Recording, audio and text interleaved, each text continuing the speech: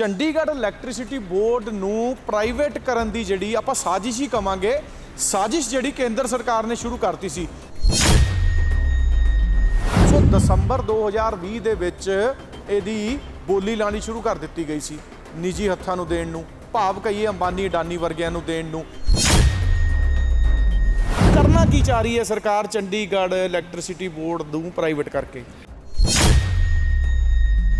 ਅਸੀਂ ਦਿਨ ਰਾਤ ਕੰਮ ਕਰਕੇ ਸਮਾਨ ਨਾ ਹੋਣ ਦੇ ਬਾਵਜੂਦ ਵੀ ਅਸੀਂ ਲੋਕਾਂ ਨੂੰ ਵਧੀਆ ਸੇਵਾਵਾਂ ਦਿੱਤੀਆਂ। ਉਹਦੇ ਨਾਲ ਅਸੀਂ ਮਹਿਕਮੇ ਨੂੰ ਪ੍ਰੋਫਿਟ ਵਿੱਚ ਲੈ ਗਏ। ਸਰਕਾਰ ਸਾਡੇ ਮਹਿਕਮੇ ਨੂੰ ਬਿਨਾਂ ਸਾਨੂੰ ਪੁੱਛਿਆ, ਬਿਨਾਂ ਜਿਹੜੇ ਰੈਜ਼ੀਡੈਂਟ ਹੈ ਚੰਡੀਗੜ੍ਹ ਦੇ ਉਹਨਾਂ ਨੂੰ ਪੁੱਛਿਆ, ਇਹ ਮਹਿਕਮੇ ਨੂੰ ਵੇਚਣ ਤੋਂ ਉਤਾਰੂ ਹੈ। ਉਤਾਰਨ ਲਈ ਬਿਡਿੰਗ ਕੀਤੀ, ਜਿਹੜੀ ਬਿਡਿੰਗ ਕੀਤੀ ਹੈ ਉਹ ਵੀ ਗੈਰ ਕਾਨੂੰਨੀ ਤਰੀਕੇ ਨਾਲ ਕੀਤੀ ਗਈ ਹੈ। ਕੱਲ ਨੂੰ ਪ੍ਰਾਈਵੇਟ ਹੋ ਜਾਂਦਾ ਹੈ, ਬਿਜਲੀ ਦੇ ਰੇਟ ਵੱਧ ਜਾਣਗੇ ਚੰਡੀਗੜ੍ਹ 'ਚ। ਸੋ ਹੁਣ ਉਹ 3 ਕਾਨੂੰਨ ਤਾਂ ਸਰਕਾਰ ਨੂੰ ਮਾਫ ਕਰਨੇ ਪੈ ਗਏ। ਹੁਣ ਸਰਕਾਰ ਕੀ ਕਰਦੀ ਆ ਵੀ ਵੱਡਾ ਕਦਮ ਚੁੱਕ ਕੇ ਤਾਂ ਲੋਕਾਂ ਨੇ ਢਾਇਆ ਨਹੀਂ ਜਾਣਾ, ਲੋਕਾਂ ਨੂੰ ਵੀ ਇੱਕ ਛੋਟੇ ਕਦਮ ਚੁੱਕੀ ਆ। ਹੁਣ ਜਿਹੜੇ ਉਹਨਾਂ ਦੇ ਲੀਡਰਸ ਹੈ, ਕੋਈ MC ਆ, ਕੋਈ ਮੁਹੱਲਾ ਕਮੇਟੀ ਦਾ ਆਗੂ ਹੈ, ਉਹ ਕਹਿ ਰਹੇ ਆ ਜੀ ਸਾਡੇ ਤੇ ਗਾਜ ਗਿਰਦੀ ਆ, ਪਰ ਅਸੀਂ ਸਾਹਮਣੇ ਨਹੀਂ ਆ ਸਕਦੇ, ਅਸੀਂ ਉਂਝ ਤੁਹਾਡੇ ਨਾਲ ਹੈ। ਤੇ ਹੁਣ ਚੰਡੀਗੜ੍ਹ ਦੇ 20-22 ਪਿੰਡ ਹੈ ਜਿਹੜੇ, ਉਹ ਬਿਲਕੁਲ ਸਾਡੇ ਨਾਲ ਹੈ। ਪਿੰਡੂ ਸੰਘਰਸ਼ ਕਮੇਟੀ ਸਾਡੇ ਨਾਲ ਹੈ। 15 ਤਰੀਕ ਨੂੰ ਜਿਹੜੀ ਰੈਲੀ ਕਰ ਰਹੇ ਆ ਚੰਡੀਗੜ੍ਹ ਦੇ ਲੋਕ, ਰੈਲੀ ਕਿੱਥੇ ਹੋ ਰਹੀ ਹੈ ਚੰਡੀਗੜ੍ਹ 'ਚ? ਇਹ ਪਰੇਡ ਗਰਾਊਂਡ ਦੇ ਸਾਹਮਣੇ ਜਿਹੜਾ ਖਾਲੀ ਗਰਾਊਂਡ ਹੈ, UT ਪਾਵਰਮੈਨ ਯੂਨੀਅਨ ਦੀ ਕਾਲ ਦੇ ਉੱਤੇ ਸਾਰੇ ਮੁਲਾਜ਼ਮ ਚੰਡੀਗੜ੍ਹ ਦੇ ਬਿਜਲੀ ਮਹਿਕਮੇ ਦੇ ਉਹ ਹੜਤਾਲ ਤੇ ਜਾ ਰਹੇ ਆ ਜੀ 72 ਘੰਟੇ ਵਾਸਤੇ। ਸੋ ਅੱਜ ਦੇ ਮਸ਼ੀਨੀ ਯੁੱਗ ਦੇ ਵਿੱਚ ਬਿਜਲੀ ਇਨਸਾਨ ਦੀ ਇੱਕ ਬਹੁਤ ਵੱਡੀ ਜ਼ਰੂਰਤ ਬਣ ਚੁੱਕੀ ਹੈ। ਸਰਕਾਰਾਂ ਦਾ ਫਰਜ਼ ਹੁੰਦਾ ਹੈ ਕਿ ਅਜਿਹੀਆਂ ਬੁਨਿਆਦੀ ਸਹੂਲਤਾਂ ਅਸੀਂ ਲੋਕਾਂ ਨੂੰ ਮੁਹੱਈਆ ਕਰਵਾਈਏ ਤੇ ਜਿਹੜੇ ਕਰਵਾ ਰਹੇ ਨੇ ਉਹਨਾਂ ਦਾ ਵੀ ਅਸੀਂ ਧਿਆਨ ਰੱਖੀਏ।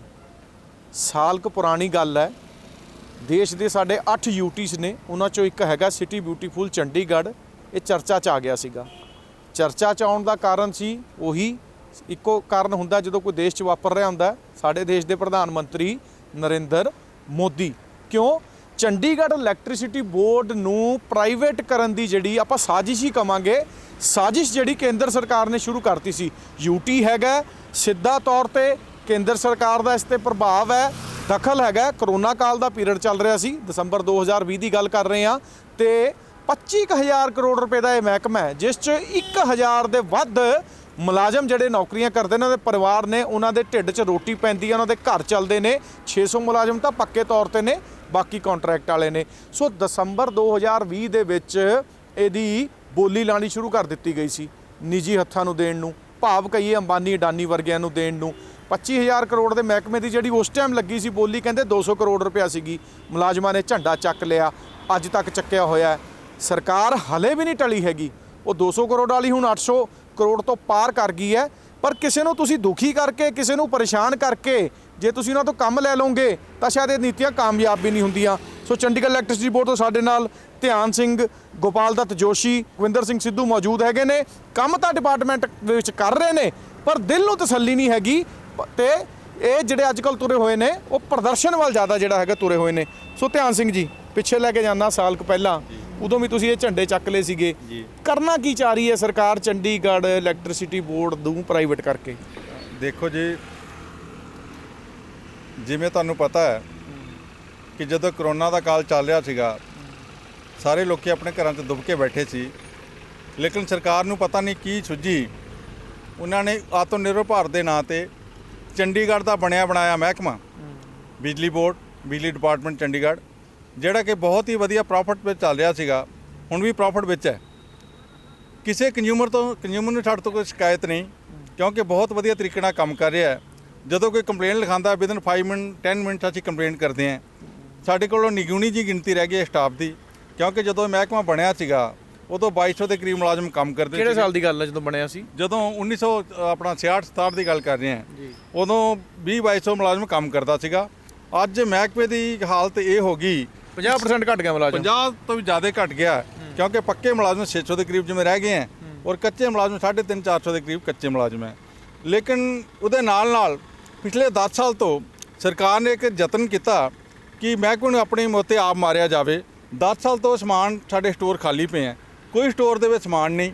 ਉਹਦੇ ਬਾਵਜੂਦ ਵੀ ਜਿਹੜੇ ਸਾਡੇ ਮੁਲਾਜ਼ਮ ਸੀਗੇ, ਕਿਉਂਕਿ ਜਥੇਬੰਦੀ ਮੁਲਾਜ਼ਮਾਂ ਦੀ ਹੈ, ਮੁਲਾਜ਼ਮਾਂ ਲਈ ਕੰਮ ਕਰਦੀ ਹੈ, ਲੇਕਿਨ ਲੋਕਾਂ ਦੀ ਵੀ ਮਤਲਬ ਬਿਲਕੁਲ ਹਿੱਤ ਰੱਖਦੀ ਹੈ ਧਿਆਨ ਦੇ ਵਿੱਚ। ਅਸੀਂ ਦਿਨ ਰਾਤ ਕੰਮ ਕਰਕੇ ਸਮਾਨ ਨਾ ਹੋਣ ਦੇ ਬਾਵਜੂਦ ਵੀ ਅਸੀਂ ਲੋਕਾਂ ਨੂੰ ਵਧੀਆ ਸੇਵਾਵਾਂ ਦਿੱਤੀਆਂ। ਉਹਦੇ ਨਾਲ ਨਾਲ ਅਸੀਂ ਮਹਿਕਮੇ ਨੂੰ ਪ੍ਰੋਫਿਟ ਵਿੱਚ ਲੈ ਗਏ। ਲਗਾਤਾਰ 5 ਸਾਲ ਤੋਂ ਅਸੀਂ ਪ੍ਰੋਫਿਟ ਵਿੱਚ ਹੈ। ਪਿਛਲੇ ਮੈਂ ਮੋਟੀ ਗੱਲ ਕਰਾਂ, ਪਿਛਲੇ 5 ਸਾਲ 'ਚ ਅਸੀਂ ਲਗਭਗ 1000 ਕਰੋੜ ਰੁਪਇਆ ਮੁਨਾਫਾ ਸਰਕਾਰ ਨੂੰ ਖੱਟ ਕੇ ਦੇ ਦਿੱਤਾ। ਉਹਦੇ ਬਾਵਜੂਦ ਸਰਕਾਰ ਸਾਡੇ ਮਹਿਕਮੇ ਨੂੰ ਬਿਨਾਂ ਸਾਨੂੰ ਪੁੱਛਿਆ, ਬਿਨਾਂ ਜਿਹੜੇ ਰੈਜ਼ੀਡੈਂਟ ਹੈ ਚੰਡੀਗੜ੍ਹ ਦੇ ਉਹਨਾਂ ਨੂੰ ਪੁੱਛਿਆ, ਇਹ ਮਹਿਕਮੇ ਨੂੰ ਵੇਚਣ ਤੋਂ ਉਤਾਰੂ ਹੈ। ਉਤਾਰਨ ਲਈ ਬਿਡਿੰਗ ਕੀਤੀ, ਜਿਹੜੀ ਬਿਡਿੰਗ ਕੀਤੀ ਹੈ ਉਹ ਵੀ ਗੈਰ ਕਾਨੂੰਨੀ ਤਰੀਕੇ ਨਾਲ ਕੀਤੀ ਗਈ ਹੈ। ਉਹਦੇ ਵਿੱਚ ਇਹਨਾਂ ਨੇ ਕੋਈ ਰੂਲ ਰੈਗੂਲੇਸ਼ਨ ਨੂੰ ਫਾਲੋ ਨਹੀਂ ਕੀਤਾ। ਉਹਦੇ ਲਈ ਅਸੀਂ ਕੋਰਟਾਂ ਵਿੱਚ ਵੀ ਗਏ ਹਾਂ। ਕੋਰਟਾਂ ਵਿੱਚ ਅਜੇ ਵੀ ਕੇਸ ਪੈਂਡਿੰਗ ਹੈ, ਸਾਡੀ ਸੁਣਵਾਈ ਪੂਰੀ ਨਹੀਂ ਹੋਈ। ਲੇਕਿਨ ਉਹਦੇ ਬਾਵਜੂਦ ਇਹਨਾਂ ਸਰਕਾਰ ਨੇ ਇਹਨੂੰ ਕਾਹਲੀ ਪਈ ਹੈ ਇੰਨੀ ਕਿ ਅੱਜ ਹੀ ਮਹਿਕਮੇ ਨੂੰ ਵੇਚ ਦੇਣਾ। ਇਹਨਾਂ ਨੇ ਆਪਣਾ ਬਿਲਕੁਲ ਸ਼ਡਿਊਲ ਪੱਕਾ ਕਰ ਲਿਆ ਕਿ ਮਾਰਚ ਮਹੀਨੇ ਤੱਕ ਇਹ ਮਹਿਕਮਾ ਪ੍ਰਾਈਵੇਟ ਹੱਥਾਂ 'ਚ ਦੇ ਦੇਣਾ। ਉਹਦੇ ਲਈ ਨਾ ਮੁਲਾਜ਼ਮਾਂ ਦੀ ਸੁਣੀ ਜਾ ਰਹੀ ਹੈ, ਨਾ ਲੋਕਾਂ ਦੀ ਸੁਣੀ ਜਾ ਰਹੀ ਹੈ। ਔਰ ਜੇਕਰ ਮਹਿਕਮਾ ਜਿਵੇਂ ਵਿਕ ਗਿਆ, ਜਿਹੜੀ ਕੰਪਨੀ ਨੂੰ ਦਿੱਤਾ ਜਾ ਰਿਹਾ ਐਮੀਨੈਂਟ ਪਾਵਰ, ਉਹ ਕੰਪਨੀ ਇੱਦਾਂ ਦੀ ਕੰਪਨੀ ਹੈ ਜਿਹਦੇ ਰੇਟ ਪੂਰੇ ਦੇਸ਼ ਦੇ ਵਿੱਚ ਸਭ ਤੋਂ ਜ਼ਿਆਦਾ ਹੈ। ਇੱਥੇ ਮੁਲਾਜ਼ਮਾਂ ਨੂੰ ਵੀ ਬਹੁਤਾ ਔਖਾ ਨਹੀਂ ਹੋਣਾ ਪੈਣਾ, ਬਲਕਿ ਚੰਡੀਗੜ੍ਹ ਦੇ ਰਹਿਣ ਵਾਲੇ ਲੋਕੀ ਜਿਹੜੇ ਆ ਉਹ ਵੀ ਤਰਾਹੀ ਕਰਨਗੇ, ਕਿਉਂਕਿ ਉਹਨਾਂ ਦੀ ਬਿਜਲੀ ਉਹਨਾਂ ਦੀ ਪਹੁੰਚ ਤੋਂ ਬਾਹਰ ਹੋ ਜਾਏਗੀ। ਜਦੋਂ ਆਪਾਂ ਕਹਿ ਲਈਏ ਵੀ ਇਹ ਮਤਲਬ ਮਜਬੂਰੀ ਲੱਗ ਰਹੀ ਹੈ ਕੋਈ ਪ੍ਰਧਾਨ ਮੰਤਰੀ ਦੀ, ਉਹੀ ਕਾਰਪੋਰੇਟ ਹੱਥਾਂ ਜਾਣ ਦੀ ਕੋਈ ਮਜਬੂਰੀ ਲੱਗਦੀ ਹੈ? ਹੋ ਸਕਦਾ ਹੈ ਜੀ, ਕੀ ਸਾਨੂੰ ਇਹ ਸਮਝ ਨਹੀਂ ਆਇਆ ਅਜੇ ਤੱਕ ਕਿ ਇੱਕ ਚੰਗਾ ਭਲਾ ਮਹਿਕਮਾ ਜਿਹੜਾ ਕਿ ਸਰਕਾਰ ਦੇ ਖਜ਼ਾਨੇ 'ਚ ਪੈਸੇ ਪਾ ਹੀ ਰਿਹਾ, ਲੈ ਕੁਝ ਨਹੀਂ ਰਿਹਾ ਸੀਗਾ, ਉਹਨੂੰ ਵੇਚਣ ਦਾ ਕੀ ਕਾਰਨ ਹੈ? ਘੱਟ ਜਿੱਥੇ ਸਾਧਨ ਹੈਗੇ ਨੇ ਉਸ ਦੇ ਬਾਵਜੂਦ ਕੰਮ ਕਰ ਰਹੇ ਹੋ। ਬਾਵਜੂਦ ਉਹ ਸੇਵਾਵਾਂ 'ਚ ਕੋਈ ਕਮੀ ਨਹੀਂ। ਪੂਰੇ ਦੇਸ਼ ਦੀਆਂ ਡਿਊਟੀਆਂ ਦੇ ਵਿੱਚੋਂ ਚੰਡੀਗੜ੍ਹ ਦਾ ਬਿਜਲੀ ਮਹਿਕਮਾ ਬੈਸਟ ਯੂਟਿਲਿਟੀ ਦਾ ਅਵਾਰਡ ਕਈ ਵਾਰ ਜਿੱਤ ਚੁੱਕਿਆ। ਉਹਦੇ ਬਾਵਜੂਦ ਸਾਨੂੰ ਕਦੇ ਸਾਨੂੰ ਲੱਗਦਾ ਹੈ ਯਾਰ ਅਸੀਂ ਕਿਤੇ ਗਲਤੀ ਤਾਂ ਨਹੀਂ ਕਰ ਬੈਠੇ ਕਿ ਮਹਿਕਮੇ ਨੂੰ ਪ੍ਰੋਫਿਟ ਵਿੱਚ ਲਿਜਾ ਕੇ 20 ਘੰਟੇ ਕੰਮ ਕਰਕੇ ਅਸੀਂ ਕਿ ਮਹਿਕਮੇ ਨੂੰ ਬੁਲੰਦੀ ਤੱਕ ਪਹੁੰਚਾਇਆ ਹੈ। ਉਹ ਬਣਿਆ ਬਣਾਇਆ ਮਹਿਕਮਾ ਜਿਹਦੇ ਤੇ ਸਾਡੇ ਮੁਲਾਜ਼ਮਾਂ ਦਾ ਖੂਨ ਪਸੀਨਾ ਲੱਗਿਆ, ਕੰਮ ਕਰਦੇ ਪਤਾ ਨਹੀਂ ਕਿੰਨੇ ਮੁਲਾਜ਼ਮ ਮੌਤ ਨੂੰ ਪ੍ਰਾਪਤ ਹੋ ਗਏ। ਅਸੀਂ ਦਿਨ ਰਾਤ ਮਹਿਕਮੇ ਨੂੰ ਸਾਰਨ ਚਲਾਇਆ, ਸਾਨੂੰ ਪੁੱਛੇ ਬਿਨਾ, ਲੋਕਾਂ ਨੂੰ ਪੁੱਛੇ ਬਿਨਾ ਇਸ ਮਹਿਕਮੇ ਨੂੰ ਮਤਲਬ ਜਿਹੜਾ ਕਹਿ ਲਓ ਤੁਸੀਂ ਬੂਟਾ ਲਾਇਆ ਸੀ, ਸਰਕਾਰ ਉਹ ਦਰਖਤ ਜਦੋਂ ਬਣ ਗਿਆ ਵੱਢਣ ਤੇ ਲੱਗੀ ਹੋਈ ਹੈ। ਘਟ ਰਹੀ ਹੈ। ਬੜਾ ਦੁੱਖ ਹੁੰਦਾ ਕਿ ਸਰਕਾਰ ਜਿਨ੍ਹਾਂ ਨੇ ਇਹਨੂੰ ਪਾਣੀ ਪਾ ਕੇ ਇਸ ਦਰਖਤ ਨੂੰ ਬੜਾ ਇੱਕ ਪੇੜ ਕੀਤਾ, ਉਹਨਾਂ ਨੂੰ ਪੁੱਛਿਆ ਨਹੀਂ ਜਾ ਰਿਹਾ।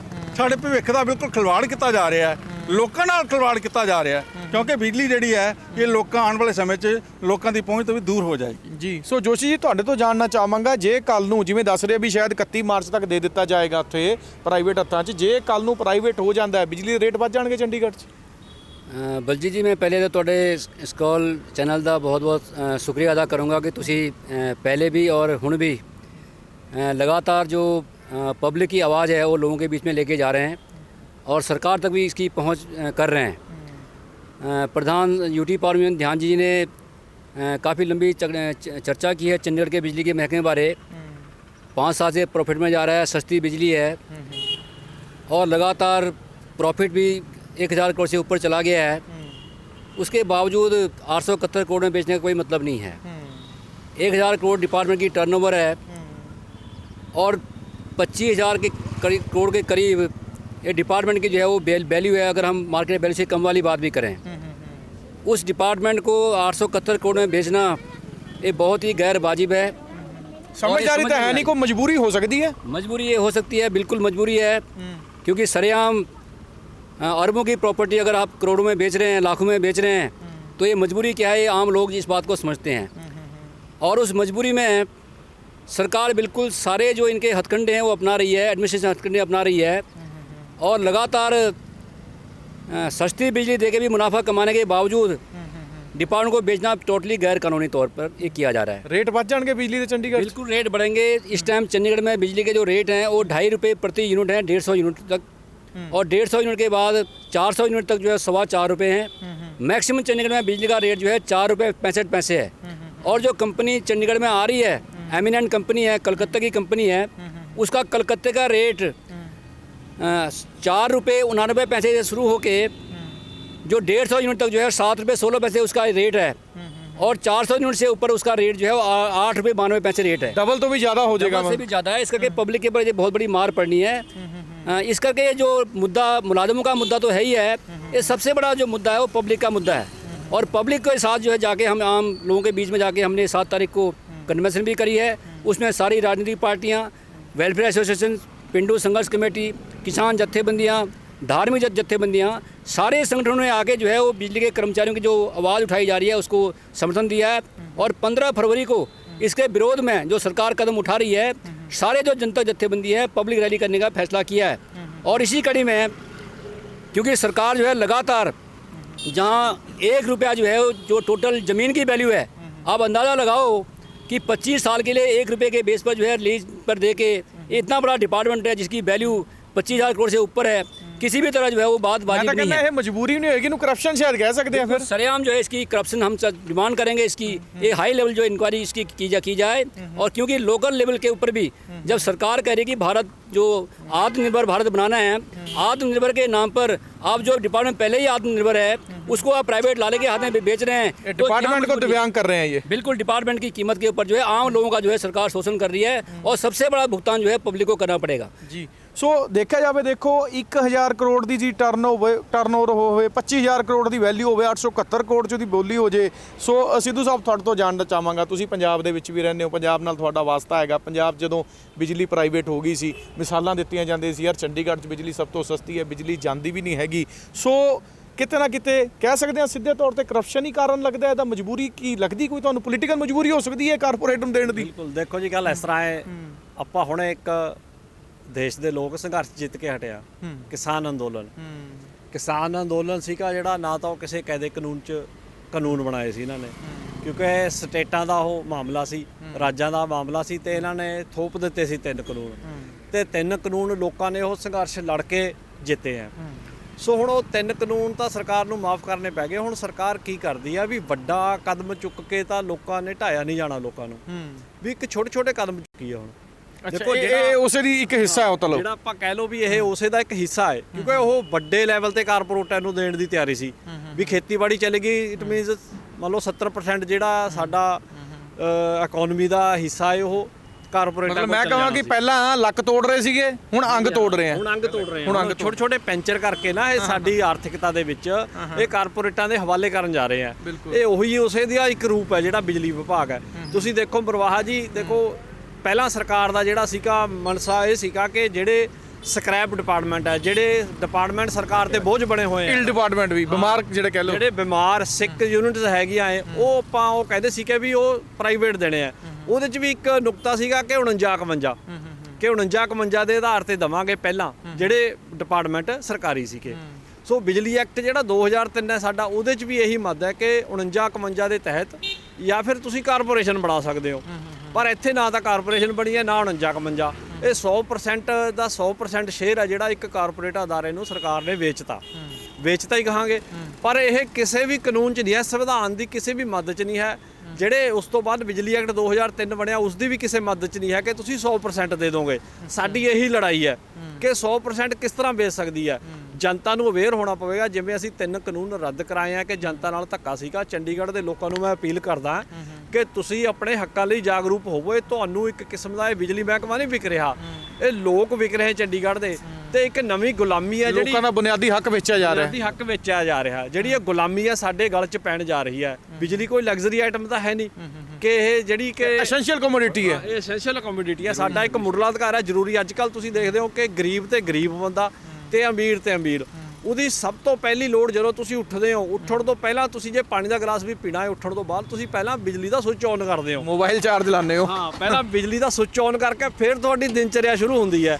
ਸੋ ਬਿਜਲੀ ਸਾਡੀ ਸਭ ਤੋਂ ਵੀ ਨੇੜਲੀ ਲੋੜ ਹੈ। ਸੋ ਇਸ ਲੋੜ ਦੇ ਲਈ ਲੋਕਾਂ ਨੂੰ ਇਕੱਠੇ ਹੋਣਾ ਪੈਣਾ ਹੈ।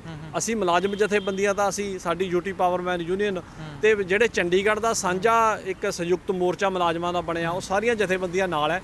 ਸੋ ਅਸੀਂ ਜਿਹੜੀ 7 ਤਰੀਕ ਨੂੰ ਕਨਵੈਨਸ਼ਨ ਕੀਤੀ ਆ, ਟੋਟਲ ਆਲ ਚੰਡੀਗੜ੍ਹ ਦੀਆਂ ਜਥੇਬੰਦੀਆਂ ਜਿੰਨੀਆਂ ਹੈਗੀਆਂ ਉਹ ਸਾਰੀਆਂ ਸਾਡੇ ਨਾਲ, ਸ਼ਹਿਰ ਤੁਹਾਡੇ ਨਾਲ ਖੜ ਰਿਹਾ, ਬਿਲਕੁਲ ਸ਼ਹਿਰ ਸਾਡੇ ਨਾਲ ਖੜ ਰਿਹਾ ਹੈ। ਆਉਣ ਵਾਲੇ ਦਿਨਾਂ 'ਚ ਸਰਕਾਰ ਨੂੰ ਜਿਹੜਾ ਇਹ ਆਪਣਾ ਕਦਮ ਚੁੱਕਿਆ ਹੈ, ਇਹਦਾ ਖਮਿਆਜਾ ਵੀ ਭੁਗਤਣਾ ਪੈ ਸਕਦਾ ਹੈ ਤੇ ਉਹਨੂੰ ਬੈਕ ਫੁੱਟ ਤੇ ਵੀ ਜਾਣਾ ਪੈ ਸਕਦਾ ਹੈ। ਪਵਨ ਬੰਸਲ, ਕਿਰਨ ਖੇਰ, ਸਤਪਾਲ ਜੈਨ, ਇਹ ਕਿੱਥੇ ਨੇ? ਦੇਖੋ ਜਿਹੜੀ ਸੱਤਾਧਾਰੀ ਧਿਰ ਹੈ, ਉਹਨਾਂ ਦੇ ਕੋਈ ਵੀ ਲੀਡਰ ਹੈ, ਚਾਹੇ ਉਹ ਛੋਟਾ ਲੀਡਰ ਹੈ ਚਾਹੇ ਵੱਡਾ ਲੀਡਰ ਹੈ, ਉਹਨਾਂ ਦੀ ਮਜਬੂਰੀ ਹੈ। ਉਹਨਾਂ ਦੀ ਪੋਲੀਟੀਕਲ ਮਜਬੂਰੀ ਹੋ ਸਕਦੀ ਹੈ ਜਾਂ ਉਹਨਾਂ ਦੀ ਪਰਸਨਲ ਮਜਬੂਰੀ ਹੋ ਸਕਦੀ ਹੈ। ਅੰਦਰੋਂ ਦੁਖੀ ਹੈ ਸਾਰੇ। ਸਾਡੇ ਕੋਲ ਆ ਕੇ ਆ ਸਾਨੂੰ, ਸਾਡੇ ਆਫੀਸਰਸ ਨੂੰ, ਸਾਡੇ ਲੀਡਰਸ ਨੂੰ, ਜਿਹੜੇ ਉਹਨਾਂ ਦੇ ਲੀਡਰਸ ਹੈ, ਕੋਈ MC ਆ, ਕੋਈ ਮੁਹੱਲਾ ਕਮੇਟੀ ਦਾ ਆਗੂ ਹੈ, ਉਹ ਕਹਿ ਰਹੇ ਆ ਜੀ ਸਾਡੇ ਤੇ ਗਾਜ ਗਿਰਦੀ ਹੈ, ਪਰ ਅਸੀਂ ਸਾਹਮਣੇ ਨਹੀਂ ਆ ਸਕਦੇ, ਅਸੀਂ ਉਂਝ ਤੁਹਾਡੇ ਨਾਲ ਹੈ। ਦੇਖੋ ਇਹ ਤਾਂ ਕੋਈ ਤੁਕ ਨਹੀਂ ਬਣਦੀ ਜੀ। ਮਤਲਬ ਹਾਲਾਂਕਿ ਜੋ ਕਹਿੰਦੇ ਅਸੀਂ ਜਨ ਸੇਵਕ ਹਾਂ, ਜਦੋਂ ਜਨਤਾ ਦਾ ਮੁੱਦਾ ਆ ਰਿਹਾ ਤਾਂ ਵੀ ਸਾਹਮਣੇ ਨਹੀਂ ਆਉਣ ਦੀ ਹਿੰਮਤ ਕਰ ਰਹੇ। ਕਰਦੇ ਆ ਉਹ ਕਿ ਸਰਕਾਰ ਧੱਕਾ ਕਰ ਰਹੀ ਹੈ, ਪਰ ਸਾਹਮਣੇ ਆਉਣ ਨੂੰ ਤਿਆਰ ਨਹੀਂ। ਪਰ ਅਸੀਂ ਜਿਹੜੀ ਮੁਹਿੰਮ ਚਲਾਈ ਹੈ, ਹੁਣ ਉਹਨਾਂ ਦੇ ਜਿਹੜੇ ਮਹੱਲਿਆਂ ਵਾਲੇ ਲੋਕ ਹੀ ਉਹਨਾਂ ਨੂੰ ਪੁੱਛਣਗੇ ਕਿ ਤੁਸੀਂ ਕੀ ਕਰ ਰਹੇ ਹੋ ਹੁਣ। ਸੋ ਅਸੀਂ ਜਾਗਰੂਕਤਾ ਮੁਹਿੰਮ ਚਲਾਈ ਹੈ, ਅਸੀਂ ਪੋਸਟਰ ਬੈਨਰ ਛਪਾ ਲਏ ਆ ਜੀ, ਤੇ ਉਹ ਅਸੀਂ ਸਾਡੀਆਂ ਮੀਟਿੰਗਾਂ ਵੀ ਲਗਾਤਾਰ ਚੱਲ ਰਹੀਆਂ ਪਿੰਡਾਂ ਦੇ ਵਿੱਚ, ਮੁਹੱਲਿਆਂ ਦੇ ਵਿੱਚ। ਤੇ ਹੁਣ ਚੰਡੀਗੜ੍ਹ ਦੇ 20-22 ਪਿੰਡ ਹੈ ਜਿਹੜੇ ਉਹ ਬਿਲਕੁਲ ਸਾਡੇ ਨਾਲ ਹੈ, ਪਿੰਡੂ ਸੰਘਰਸ਼ ਕਮੇਟੀ ਸਾਡੇ ਨਾਲ ਹੈ। 15 ਤਰੀਕ ਨੂੰ ਜਿਹੜੀ ਰੈਲੀ ਕਰ ਰਹੇ ਆ ਚੰਡੀਗੜ੍ਹ ਦੇ ਲੋਕ ਰੈਲੀ ਕਰ ਰਹੇ ਆ। ਕਿੱਥੇ ਹੋ ਰਹੀ ਹੈ ਚੰਡੀਗੜ੍ਹ 'ਚ? ਇਹ ਪਰੇਡ ਗਰਾਊਂਡ ਦੇ ਸਾਹਮਣੇ ਜਿਹੜਾ ਖਾਲੀ ਗਰਾਊਂਡ ਹੈ ਉੱਥੇ ਹੋ ਰਹੀ ਹੈ ਜੀ, ਤੇ ਯੂਟੀ ਪਾਵਰਮੈਨ ਯੂਨੀਅਨ ਦੇ ਸਹਿਯੋਗ ਨਾਲ ਸੈਕਟਰ 17 'ਚ ਹੋਏਗੀ। ਹਾਂਜੀ ਹਾਂਜੀ। ਸਭ ਤੋਂ ਵੱਡੀ ਗੱਲ ਹੈ ਕਿ ਅਸੀਂ ਜੇ ਸਰਕਾਰ ਨੇ 15 ਤਰੀਕ ਤੋਂ ਬਾਅਦ ਵੀ ਕੋਈ ਫੈਸਲਾ ਨਾ ਲਿਆ ਤਾਂ 22, 23, 24 ਦੀ ਯੂਟੀ ਪਾਵਰਮੈਨ ਯੂਨੀਅਨ ਤੇ ਜਿਹੜੇ ਯੂਟੀ ਪਾਵਰਮੈਨ ਯੂਨੀਅਨ ਦੀ ਕਾਲ ਦੇ ਉੱਤੇ ਸਾਰੇ ਮੁਲਾਜ਼ਮ ਚੰਡੀਗੜ੍ਹ ਦੇ ਬਿਜਲੀ ਮਹਿਕਮੇ ਦੇ ਉਹ ਹੜਤਾਲ ਤੇ ਜਾ ਰਹੇ ਹਨ ਜੀ 72 ਘੰਟੇ ਵਾਸਤੇ। ਅਗਰ 72 ਘੰਟੇ ਦੇ ਵਿੱਚ ਸਰਕਾਰ ਨੇ ਸਾਡੇ ਨਾਲ ਕੋਈ ਗੱਲਬਾਤ ਨਹੀਂ ਚਲਾਈ ਇਸ ਮਾਮਲੇ ਦੇ ਵਿੱਚ, ਫਿਰ ਉਹ ਜਿਹੜੀ ਹੜਤਾਲ ਹੈ ਉਹ ਨਿਸ਼ਚਿਤ ਕਾਲ ਹੋ ਜਾਏਗੀ। ਉਹ ਇੰਡੈਫੀਨਿਟ ਸਟ੍ਰਾਈਕ ਹੋ ਜਾਏਗੀ, ਅਣਮਿੱਤ ਸਮੇਂ ਦੀ ਹੜਤਾਲ ਹੋ ਜਾਏਗੀ। ਫਿਰ ਜਿਹੜੀ ਚੰਡੀਗੜ੍ਹ ਦੀ ਬਿਜਲੀ ਹੈ ਉਹ ਇਹ ਆਫੀਸਰਸ ਹੈ ਆਪੇ ਚਲਾਉਣਗੇ, ਸਾਡੇ ਮੁਲਾਜ਼ਮ ਨਹੀਂ ਜਾਣਗੇ। ਸੋ ਠੀਕ ਹੈ ਜੀ, ਜਿੱਦਾਂ ਸਿੱਧੂ ਸਾਹਿਬ ਉਹਨਾਂ ਨੇ ਦੱਸਿਆ ਕਿ ਲੀਡਰ ਵੀ ਮਤਲਬ ਕੁਝ ਖੁੱਲ ਕੇ ਸਾਹਮਣੇ ਨਹੀਂ ਆ ਰਹੇ, ਕਚਹਿਰੀ ਕੋਰਟ ਤੋਂ ਲੱਗਦੀ ਇਨਸਾਫ ਦੀ ਆਸ। ਮਰਵਾਹਾ ਜੀ, ਜਿਵੇਂ ਕਿਉਂਕਿ ਆਸ਼ ਦੇ ਸਿਰ ਤੇ ਦੁਨੀਆ ਟਿਕੀ ਹੈ, ਜੇਕਰ ਆਸ਼ ਨਾ ਹੋਵੇ ਤੇ ਬੰਦਾ ਜੀਣ ਦੀ ਵੀ ਤਮੰਨਾ ਖਤਮ ਹੋ ਜਾਂਦੀ ਹੈ। ਕਿਉਂਕਿ ਸਾਨੂੰ ਬੜੀ ਉਮੀਦ ਹੈ, ਪਰ ਕਈ ਵਾਰ ਸੁਣਨ ਨੂੰ ਆਉਂਦਾ ਨਾ ਜੱਜ ਵੀ ਦਵਾ ਝੱਲ ਲੈਂਦੇ ਆ। ਹੁਣ ਇਹਦੇ ਬਾਰੇ ਮੈਂ ਕੁਝ ਨਹੀਂ ਕਹਿ ਸਕਦਾ, ਲੇਕਿਨ ਜਿਹੜਾ ਸਾਡਾ ਕੇਸ ਹੈ ਲਗਾਤਾਰ 1.5 ਸਾਲ ਤੋਂ ਬਿਲਕੁਲ ਪੈਂਡਿੰਗ ਪਿਆ ਹੈ, ਉਹਦੇ ਤੇ ਸੁਣਵਾਈ ਨਹੀਂ ਹੋ ਰਹੀ।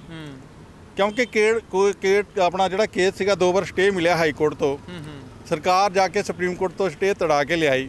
ਉਹ ਜਿਹੜਾ ਪ੍ਰੋਸੈਸ ਹੈ ਲਗਾਤਾਰ ਉਹਨੂੰ ਸਗੋਂ ਤੇਜ਼ ਕਰਤਾ ਗਿਆ। ਠੀਕ ਹੈ, ਅਸੀਂ ਬਾਰ-ਬਾਰ ਮਾਨਯੋਗ ਹਾਈ ਕੋਰਟ ਦੇ ਵਿੱਚ ਆਪਣੀ ਗੱਲ ਰੱਖੀ ਆਪਣੇ ਵਕੀਲਾਂ ਦੇ ਥਰੂ ਕਿ ਸਾਡਾ ਕੇਸ ਮੈਰਿਟ ਦੇ ਆਧਾਰ ਤੇ ਵਿਚਾਰਿਆ ਜਾਏ, ਕਿਉਂਕਿ ਕੇਸ ਦੇ ਵਿੱਚ ਇੰਨੀਆਂ ਉਣਤਾਈਆਂ, ਇੰਨੀਆਂ ਤਰੁੱਟੀਆਂ ਕਿ ਇੰਨੀ ਵਾਇਲੇਸ਼ਨ ਕੀਤੀਆਂ ਗਈਆਂ। ਜੇਕਰ ਮਾਨਯੋਗ ਕੋਰਟ ਉਹਦੇ ਤੇ ਨਜ਼ਰਸਾਨੀ ਕਰੇ ਤਾਂ ਕੋਈ ਬਹੁਤ ਵੱਡੀ ਗੱਲ ਨਹੀਂ, ਕਿਉਂਕਿ ਉਹ ਜਿਹੜੇ ਨੁਕਤੇ ਹੈ ਇਹਨਾਂ ਦੇ ਸਾਹਮਣੇ ਆ ਜਾਣਗੇ। ਲੇਕਿਨ ਜਿਹੜੇ ਕਿਉਂਕਿ ਸੁਣਵਾਈ ਨਹੀਂ ਹੋ ਰਹੀ, ਕੁਝ ਕਰੋਨਾ ਕਰਕੇ, ਕੁਝ ਲਗਾਤਾਰ ਕੇਸ ਅੱਗੇ ਪੈਂਡਿੰਗ ਪੈ ਕੇ, ਜਿਹੜੀ ਉਹ ਮੈਰਿਟ ਦੇ ਆਧਾਰ ਤੇ ਗੱਲ ਸੁਪਰੀਮ ਕੋਰਟ ਨੇ ਕਿਹਾ ਸੀ 3 ਮਹੀਨੇ ਦੇ ਵਿੱਚ ਉਹਨੂੰ ਕੇਸ ਨੂੰ ਡਿਸਾਈਡ ਕਰਨਾ ਹੈ, ਉਹ ਤਾਂ ਸਾਲ ਹੋ ਗਿਆ, ਅੱਜ ਤੱਕ ਡਿਸਾਈਡ ਨਹੀਂ ਹੋਇਆ। ਇਸ ਕਰਕੇ ਮੁਲਾਜ਼ਮ ਕੰਪੈਲ ਹੋ ਗਏ, ਹੁਣ ਜਾਈਏ ਤੇ ਜਾਈਏ ਕਿੱਥੇ। ਇਸ ਕਰਕੇ ਸੰਘਰਸ਼ ਦਾ ਹੀ ਰਸਤਾ ਬਚਿਆ ਸਾਡੇ ਕੋਲ, ਜਿਹੜਾ ਕਿ ਅਸੀਂ ਸੜਕਾਂ ਤੇ ਆ ਗਏ ਹਾਂ। ਔਰ ਇਹ ਆਉਣ ਵਾਲੇ ਸਮੇਂ ਦੇ ਵਿੱਚ ਸੰਘਰਸ਼ ਨੇ ਇੱਕ ਬਹੁਤ ਵੱਡੀ ਰੂਪਰੇਖਾ ਤੈਅ ਕਰਨੀ ਹੈ। ਜਿਵੇਂ ਮੇਰੇ ਸਾਥੀ ਸਿੱਧੂ ਨੇ ਕਿਹਾ, ਜੋਸ਼ੀ ਨੇ ਕਿਹਾ ਕਿ ਪੂਰੇ ਚੰਡੀਗੜ੍ਹ ਦੇ ਜਿਹੜੇ ਲੋਕੀ ਰਹਿਣ ਵਾਲੇ ਰੈਜ਼ੀਡੈਂਟ ਹੈ, ਚਾਹੇ ਉਹ ਫੌਸਬੈਕ ਜਿਹੜੀਆਂ ਜਥੇਬੰਦੀਆਂ ਹੈ, ਰੈਜ਼ੀਡੈਂਟ ਵੈਲਫੇਅਰ ਐਸੋਸੀਏਸ਼ਨ, ਚਾਹੇ ਉਹ ਪਿੰਡੂ ਸੰਘਰਸ਼ ਕਮੇਟੀ ਹੈ, 22 ਪਿੰਡਾਂ ਦੇ ਲੋਕ ਹੈ, ਮੁਲਾਜ਼ਮ ਜਥੇਬੰਦੀਆਂ ਹੈ, ਹਰ ਕੋਲ ਅਪਰੋਚ ਕੀਤਾ ਹੈ। ਉਹ 15 ਤਰੀਕ ਨੂੰ ਪਤਾ ਲੱਗ ਜਾਏਗਾ। ਉਹ ਲੋਕੀ ਹੁਮ-ਹਮਾ ਕੇ ਸਾਡੇ ਜਿਹੜੀ ਰੈਲੀ ਮੁਜ਼ਾਹਰੇ ਵਿੱਚ ਪਹੁੰਚਣਗੇ। ਸਰਕਾਰ ਫਿਰ ਵੀ ਨਹੀਂ ਜਾਗੀ ਤਾਂ ਜਿਹੜੀ ਇਹ 72 ਘੰਟੇ ਹੜਤਾਲ ਹੋਣ ਜਾ ਰਹੀ ਹੈ, ਉਹਦੇ ਲਈ ਅਸੀਂ ਲੋਕਾਂ ਤੋਂ ਮਾਫੀ ਮੰਗਾਂਗੇ, ਕਿਉਂਕਿ ਸਾਨੂੰ ਮਜਬੂਰ ਕਰ ਦਿੱਤਾ ਗਿਆ, ਕਿਉਂਕਿ ਸਾਡੀ ਗੱਲ ਸੁਣਨ ਵਾਲਾ ਕੋਈ ਨਹੀਂ। ਸਾਨੂੰ ਤਰਕ ਦੇ ਆਧਾਰ ਤੇ ਇਹ ਕੱਟ ਕੇ ਦਿਖਾਣ ਕਿ ਜਿਹੜੀ ਇਹ ਗੱਲ ਕਹਿ ਰਹੇ ਆ ਉਹ ਠੀਕ ਹੈ ਜਾਂ ਗਲਤ ਹੈ। ਲੇਕਿਨ ਸਾਡੇ ਕੋਲ ਚਾਰਾ ਨਹੀਂ ਸੰਘਰਸ਼ ਤੋਂ ਬਿਨਾਂ, ਕਿਉਂਕਿ ਜਿਹੜਾ ਮਹਿਕਮਾ ਅਸੀਂ ਇੱਦਾਂ ਉਸਾਰਿਆ ਸੀਗਾ, ਬਲਕਿ ਜਦੋਂ ਅਸੀਂ ਅਪਾਇੰਟ ਹੋਏ ਹਾਂ, ਚੰਡੀਗੜ੍ਹ ਦਾ ਬਿਜਲੀ ਡਿਪਾਰਟਮੈਂਟ ਹੈ, ਉਹਨੂੰ ਕਿਵੇਂ ਲਾਲੇ ਦੇ ਹੱਥ ਵੇਚ ਸਕਦੇ ਆ? ਇੱਕ ਮਹਿਕਮੇ ਤੇ ਵੇਚਿਆ। ਸਾਨੂੰ ਵੀ ਕਮੋਡਿਟੀ ਦੀ ਤਰ੍ਹਾਂ ਜੋ ਮੁਲਾਜ਼ਮ ਕੰਮ ਕਰਦੇ ਆ, ਕਰਮਚਾਰੀ ਹੈ, ਉਹਨਾਂ ਵੀ ਕੰਪਨੀ ਤੇ ਕਹਿੰਦੇ ਮੁਲਾਜ਼ਮ ਬਣਾ ਦੇਵਾਂਗੇ। ਕੀ ਇਹ ਸੰਵਿਧਾਨ ਦੇ ਵਿੱਚ ਸੰਭਵ ਹੈ ਕਿ ਮੁਲਾਜ਼ਮ ਨੂੰ ਵੇਚਿਆ ਜਾ ਸਕਦਾ? ਬੜਾ ਦੁੱਖ ਹੁੰਦਾ ਇਸ ਗੱਲ ਕਰਕੇ ਜੀ। ਸੋ ਇਹ ਹਾਲ ਦੀ ਘੜੀ ਸਥਿਤੀ ਹੋਈ ਪਈ ਹੈ ਚੰਡੀਗੜ੍ਹ ਇਲੈਕਟ੍ਰਿਸਿਟੀ ਬੋਰਡ ਦੀ। ਆਮ ਤੌਰ ਤੇ ਦੇਸ਼ ਦੇ ਕਈ ਸੂਬਿਆਂ ਦੇ ਵਿੱਚ ਬਿਜਲੀਆਂ ਦਾ ਵਿਭਾਗਾਂ ਦਾ ਜਾਂ ਹੋਰ ਕਈ ਵਿਭਾਗਾਂ ਦਾ ਨਿੱਜੀਕਰਨ ਹੋਇਆ, ਪੰਜਾਬ 'ਚ ਵੀ ਹੋਇਆ, ਪਰ ਤੁਹਾਨੂੰ ਕਦੀ ਸਰਕਾਰੀ ਮੁਲਾਜ਼ਮ ਨਹੀਂ ਦਿਖਿਆ ਹੋਣਾ। ਆਮ ਤੌਰ ਤੇ ਆਮ ਜਨਤਾ ਕੀ ਕਹਿੰਦੀ ਹੈ, ਸਰਕਾਰੀ ਮੁਲਾਜ਼ਮ ਹੈ, ਇਹਨਾਂ ਤਾਂ ਆਪਣੀ ਦਿਹਾੜੀ ਕਰਨੀ ਹੈ, ਘਰ ਭੱਜ ਜਾਣਾ ਹੈ। ਪਰ ਇਹ ਜਿਹੜੇ ਲੋਕ ਨੇ ਤਹਈਆ ਕਰ ਬੈਠੇ ਨੇ, ਇਹਨਾਂ ਦੀ ਨੌਕਰੀ ਨੂੰ ਕੋਈ ਖਤਰਾ ਨਹੀਂ ਹੈਗਾ, ਇਹਨਾਂ ਦੇ ਬੱਚੇ ਪਲ ਜਾਣਗੇ। ਪਰ ਇਹ ਕਹਿ ਰਹੇ ਕਿ ਡਿਪਾਰਟਮੈਂਟ ਦਾ ਨਿੱਜੀਕਰਨ ਬਿਲਕੁਲ ਹਾਲਤ ਦੇ ਵਿੱਚ ਰੋਕਣਾ ਚਾਹੀਦਾ ਹੈ। ਬੇਲੋੜਾ ਜਿਹੜਾ ਕੰਮ ਕੀਤਾ ਜਾ ਰਿਹਾ, ਕਾਨੂੰਨ ਦੀ, ਸੰਵਿਧਾਨ ਦੀ ਦੁਹਾਈ ਦੇ ਨਾਲ ਹੀ ਸਰਕਾਰ ਹੀ ਇਦਾਂ ਕਰ ਰਹੀ ਹੈ। ਕੋਰਟ ਇਹ ਗਏ ਹੋਏ ਨੇ, ਕੋਰਟ ਤੋਂ ਵੀ ਹੱਲੇ ਕਹਿ ਲਓ ਵੀ ਹੱਲੇ ਕੱਛੂ ਵਾਲੀ ਚਾਲ ਦੇ ਵਿੱਚ ਕੇਸ ਚੱਲ ਰਿਹਾ। ਪਰ ਸ਼ਹਿਰ ਜਿਹੜਾ ਹੈਗਾ ਚੰਡੀਗੜ੍ਹ ਸਿਟੀ ਬਿਊਟੀਫੁਲ ਇਹਦੇ ਨਾਲ ਜੁੜ ਗਈ ਹੈ। ਆਉਣ ਵਾਲੀ 15 ਤਰੀਕ ਨੂੰ 6 ਦਿਨ ਬਾਅਦ ਚੰਡੀਗੜ੍ਹ ਬਿਜਲੀ ਬੋਰਡ ਦਾ 1000 ਮੁਲਾਜ਼ਮ ਸੜਕਾਂ ਤੇ ਹੋਏਗਾ, ਚੰਡੀਗੜ੍ਹ ਸ਼ਹਿਰ ਸੜਕਾਂ ਤੇ ਹੋਏਗਾ, ਤੇ ਉਸ ਤੋਂ ਅੱਗੇ ਜਾ ਕੇ ਵੀ ਜਿਹੜਾ 72 ਘੰਟੇ ਦੀ ਹੜਤਾਲ ਦਾ ਸੱਦਾ ਜਿਹੜਾ ਸਰਕਾਰ ਦੇ ਕੰਨਾਂ ਤੱਕ ਪਹੁੰਚਾ ਦਿੱਤਾ ਗਿਆ। ਤੇ ਕਿਹਾ ਜਾਂਦਾ ਨਾ ਕਿ ਹੱਕ ਮਿਲਦੇ ਨਹੀਂ, ਲੈਣੇ ਪੈਂਦੇ ਆ। ਸਾਡੇ ਹੱਕ ਇੱਥੇ ਰੱਖ ਦੀ ਤਰਜ਼ ਤੇ ਚੱਲਦੇ ਹੋਏ ਆਪਣਾ ਜਿਹੜਾ ਇਹ ਹੱਕ ਹੈ ਇਹਨਾਂ ਦਾ ਕਿ ਬਿਜਲੀ ਬੋਰਡ ਦਾ ਨਿੱਜੀਕਰਨ ਨਾ ਹੋਵੇ, ਇਹਨਾਂ ਦੀ ਗੱਲਾਂ ਤੋਂ ਲੱਗਦਾ, ਇਹਨਾਂ ਦਾਅਵਿਆਂ ਤੋਂ ਲੱਗਦਾ ਹੱਕ ਇਹ ਲੈ ਕੇ ਰਹਿਣਗੇ। ਵਿਜੇ ਪ੍ਰਦੀਪ ਦੇ ਨਾਲ ਬਲਜੀਤ ਮਰਵਾਹਾ, ਸਕਰੋਲ ਪੰਜਾਬ, ਚੰਡੀਗੜ੍ਹ।